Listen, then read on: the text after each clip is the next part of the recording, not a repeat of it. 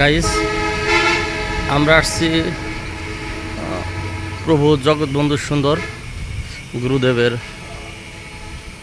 আশ্রমে। এখানে ওনার নীলা সমূহ করেছেন এবং দেখেন ওই যে সূর্য প্রতীক।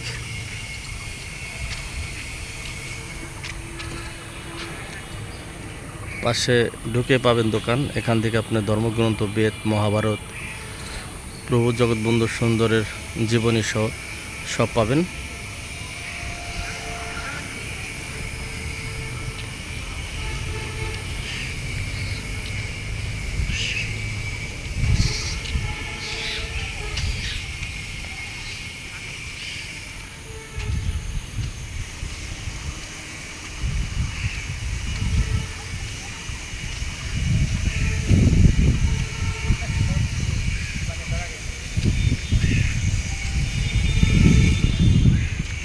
আর প্রভু জগৎবন্ধু ছিলেন আধ্যাত্মিক জগতের একজন গুরু।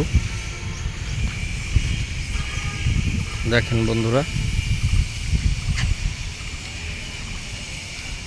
আসলে এখানে না আসলে আপনারা বুঝতে পারবেন না যে এত সুন্দর মনোরম পরিবেশ। আর